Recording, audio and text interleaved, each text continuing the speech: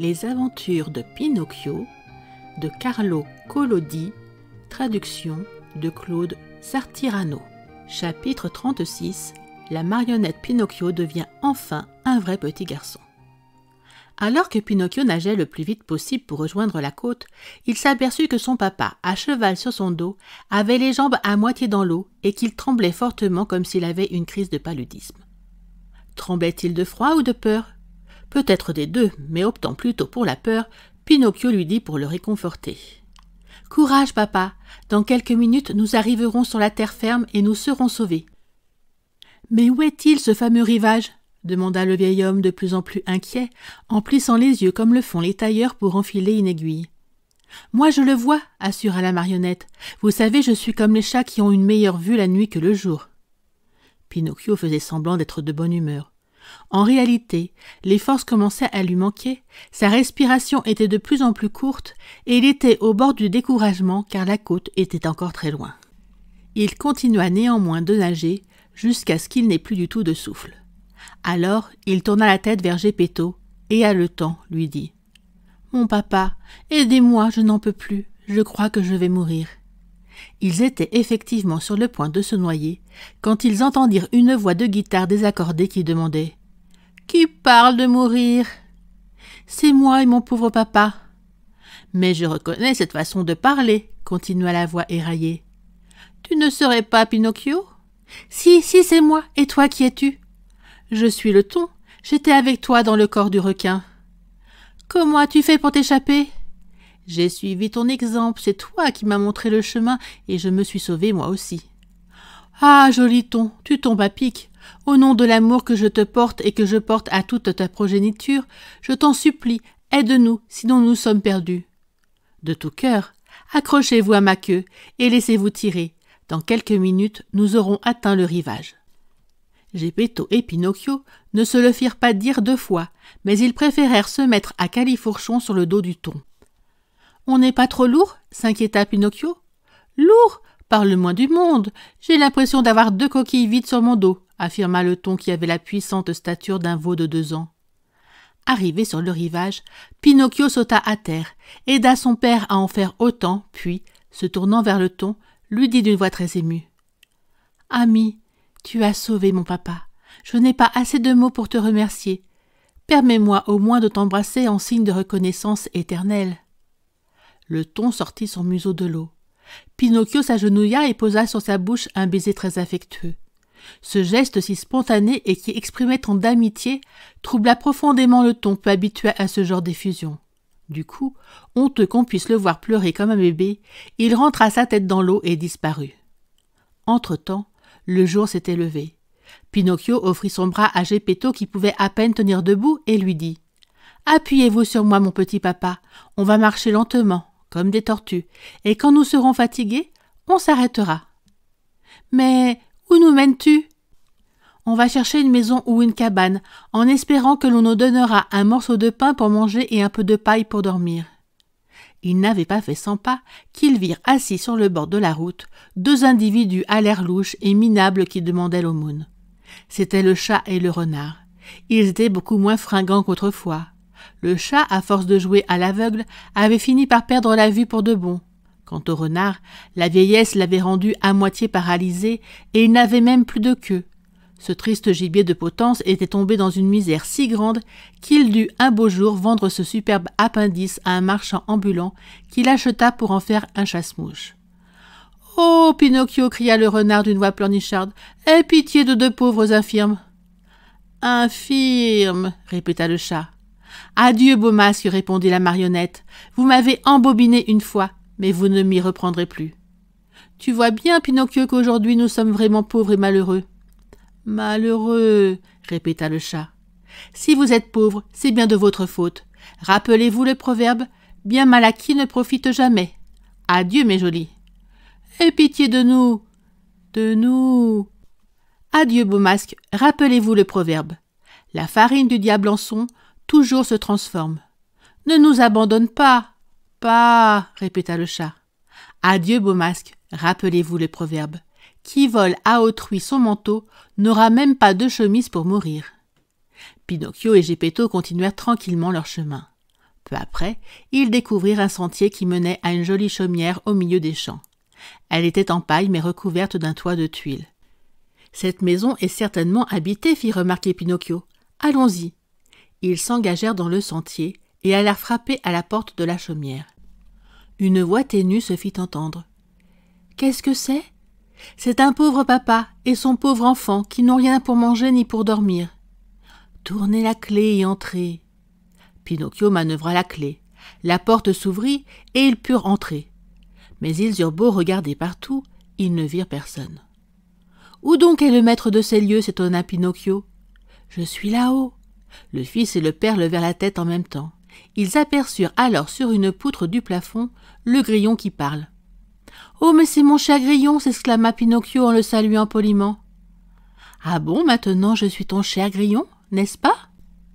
Rappelle-toi pourtant que tu m'as envoyé un marteau à la figure pour me chasser de chez toi. »« C'est vrai, grillon, alors chasse-moi toi aussi, et si tu veux, assomme-moi avec un marteau, mais aie pitié de mon pauvre papa. »« J'aurai pitié de vous deux, mais je tenais à te rappeler ta grossièreté pour que tu saches qu'en ce monde, il vaut mieux se montrer courtois envers autrui si l'on veut, dans les moments difficiles, bénéficier de la courtoisie des autres. »« Tu as raison, grillon, 1000 fois raison, et je retiendrai la leçon. Mais dis-moi, comment as-tu fait pour acquérir une si belle chaumière ? » ?»« Elle m'a été donnée hier par une gracieuse chèvre à la toison bleu nuit. »« Et cette chèvre, où est-elle allée ? » ?»« Je n'en sais rien. »« Mais quand reviendra-t-elle » insista Pinocchio. « Elle ne reviendra pas. En partant hier, elle semblait très affectée. Elle avait des bêlements qui semblaient dire « Pauvre Pinocchio, jamais je ne le reverrai. Le requin l'aura bel et bien dévoré. » « C'est ce qu'elle a dit ? Vraiment ? Donc c'était bien elle, c'était bien ma bonne petite fée ?» se mit à hurler Pinocchio en éclatant en sanglots. Il pleura beaucoup, puis essuya ses larmes et prépara un bon lit de paille sur lequel s'étendit le vieux Geppetto. Alors, se tournant vers le grillon. « Dis-moi, mon petit grillon, sais-tu où je pourrais trouver un verre de lait pour papa ? Tu trouveras du lait chez Giangio le maraîcher. Il possède des vaches. C'est le 3e champ à partir d'ici. » Pinocchio courut donc chez le maraîcher qui lui demanda « Quelle quantité de lait veux-tu ?»« Un verre plein. »« Un verre de lait coûte 1 sou. Commence donc par me donner 1 sou. »« Mais je n'ai même pas 1 centime, » répondit Pinocchio à la fois vexé et désolé. « Alors, jeune marionnette, rien à faire. Si tu n'as même pas 1 centime à me donner, moi je n'ai même pas un doigt de lait à te vendre. »« Tant pis, » dit Pinocchio qui n'avait plus qu'à s'en aller. « Attends un peu, » ajouta Giangio le maraîcher. « On peut toujours s'arranger. Cela t'irait de tourner la noria ?»« La noria, c'est quoi ? » ?»« C'est cette machine en bois qui sert à remonter l'eau du puits pour arroser mes légumes. »« Je vais essayer. Dans ce cas, tu me tires 100 de seaux, et en échange, je te donne un verre de lait. »« D'accord. » Giangio conduisit la marionnette dans le potager et lui montra comment faire fonctionner la noria. Pinocchio se mit immédiatement au travail, mais il n'avait pas encore tiré ses 100 seaux d'eau qu'il était déjà ruisselant de sueur de la tête aux pieds. Jamais il n'avait éprouvé une telle fatigue. « Jusqu'à présent, c'est mon âne qui faisait ce travail pénible, mais la pauvre bête est moribonde, » expliqua le maraîcher. « Je pourrais le voir ?» demanda Pinocchio. « Bien sûr. » En entrant dans l'écurie, Pinocchio vit un joli petit âne couché sur la paille, usé par trop de travail et pas assez de nourriture. Il le regarda longuement et se dit troublé.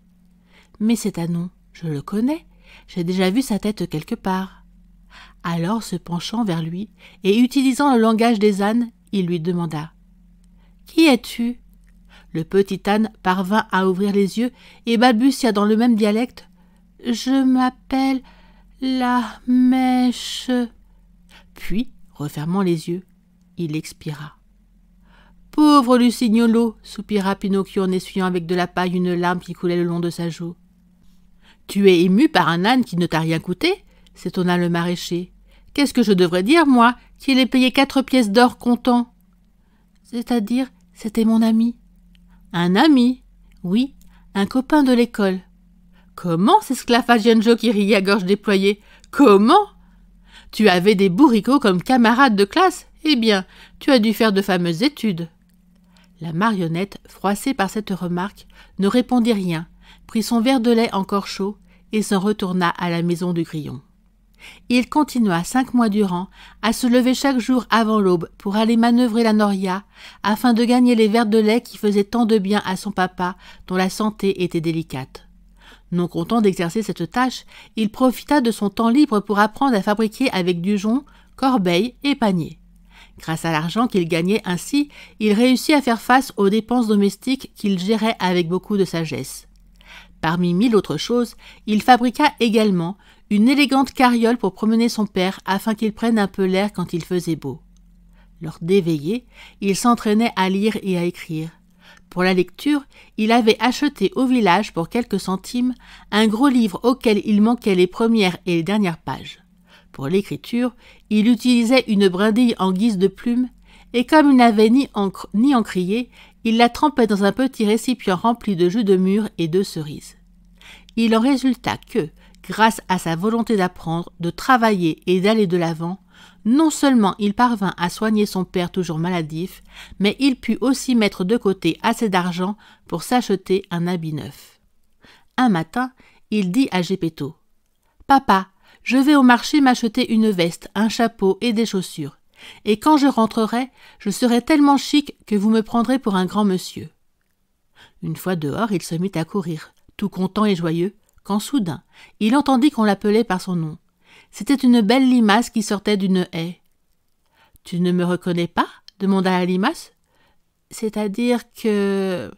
Tu ne te rappelles pas la limace qui servait de femme de chambre à la fée aux cheveux bleu nuit, de cette nuit où je suis descendue pour te donner de la lumière alors que tu avais un pied coincé dans la porte de sa maison ?»« Oui, oui, je me rappelle tout !» s'exclama Pinocchio. « Réponds-moi vite, jolie limace. Où as-tu laissé ma bonne fée? Que fait-elle maintenant? M'a-t-elle pardonné? Ne m'a-t-elle pas oublié? Est-ce qu'elle m'aime toujours? Elle est loin d'ici? Je pourrais la retrouver ?» À toutes ces questions formulées par la marionnette, dans la plus grande précipitation et sans même reprendre souffle, la limace répondit avec son flegme coutumier. « Oh, mon pauvre Pinocchio, ta bonne fée gît sur un lit d'hôpital. »« Elle est à l'hôpital. »« Malheureusement, elle a eu bien des malheurs. Maintenant, elle est gravement malade et n'a même plus de quoi s'acheter un morceau de pain. »« Oh, quelle peine tu me fais, pauvre fée. Si j'avais 1 million, je volerais jusqu'à elle pour le lui donner. Mais je n'ai que ces 40 sous, juste de quoi m'acheter des vêtements. Prends-les, limace, et porte-les immédiatement à ma bonne fée. »« Mais tes vêtements ? » ?»« Que m'importe de nouveaux habits? Je vendrais les haillons que je porte si cela pouvait l'aider. Va, limace, dépêche-toi, et d'ici 2 jours reviens à cet endroit. Peut-être pourrais-je te donner encore un peu d'argent. Jusqu'à présent, j'ai travaillé pour aider mon papa. Désormais, je travaillerai 5 heures de plus pour ma maman.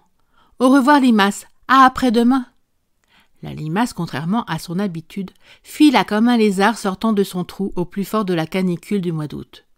Quand Pinocchio fut revenu chez lui, Geppetto lui demanda : « Et cette veste neuve ? » ?»« Impossible d'en trouver une qui m'aille. Ce n'est pas grave, je l'achèterai une autre fois. » Et ce soir-là, au lieu de veiller jusqu'à 10 heures, Pinocchio travailla jusqu'à minuit tapant. Au lieu de 8 paniers, il en fit 16. À peine couché, il s'endormit. Mais dans son sommeil, il vit en songe la fée, souriante et éblouissante de beauté, qui lui dit ceci après lui avoir donné un baiser. « Brave Pinocchio, parce que tu as si bon cœur, je te pardonne pour toutes les bêtises que tu as faites jusqu'à aujourd'hui. » Les enfants qui s'occupent tendrement de leurs parents quand ils sont dans la gêne ou qu'ils sont malades méritent toujours louange et affection, même s'ils ne sont pas toujours des modèles d'obéissance et de bonne conduite. Si à l'avenir tu deviens raisonnable, tu trouveras le bonheur. Le rêve s'achevait ainsi, mais à son réveil, Pinocchio ouvrit de grands yeux. Car figurez-vous qu'en se réveillant, Pinocchio découvrit, émerveillé, qu'il n'était plus une marionnette en bois, qu'il ressemblait enfin à un enfant comme un autre. La pièce aux murs nus de la cabane en paille était devenue une jolie chambre meublée et décorée avec une élégante simplicité. Sautant du lit, il découvrit aussi un costume neuf, un nouveau chapeau et une paire de bottines en cuir qui lui allèrent parfaitement. En mettant machinalement les mains dans les poches de ses nouveaux habits, il trouva un petit porte-monnaie d'ivoire sur lequel était gravé « La fée aux cheveux bleu nuit rembourse ses 40 sous à son cher petit Pinocchio et le remercie pour sa générosité. » Mais les 40 sous n'étaient plus de vulgaires pièces en cuivre. Le porte-monnaie contenait 40 sequins en or, flambant neufs et brillant de tout leur feu. Il alla se contempler dans le miroir et ne se reconnut pas. L'image familière d'une marionnette en bois avait disparu. À sa place, souriait joyeusement un beau petit garçon à l'air vif et intelligent, aux cheveux châtains et aux yeux bleus. Tous ces événements merveilleux se succédaient si vite que Pinocchio ne savait plus s'il était vraiment éveillé ou s'il continuait de rêver les yeux ouverts. « Et mon papa dans tout cela ?» cria-t-il soudain. Il entra dans la pièce voisine et y trouva le vieux Geppetto en pleine forme, guilleret et de très bonne humeur comme autrefois.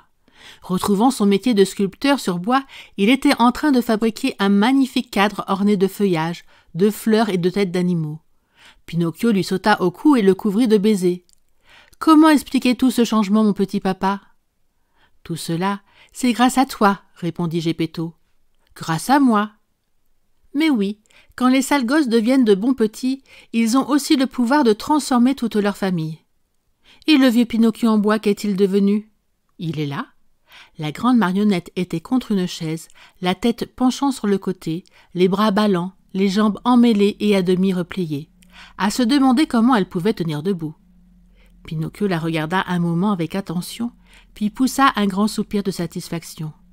« Quel drôle d'air j'avais quand j'étais une marionnette, et comme je suis content d'être devenu un vrai et bon petit garçon. » Fin. Merci d'avoir écouté cette vidéo. Si cette vidéo vous a plu, vous pouvez vous abonner gratuitement à la chaîne Coin Livre Audio. N'oubliez pas de liker avec le pouce vers le haut. Vous pouvez aussi me laisser un commentaire. À bientôt.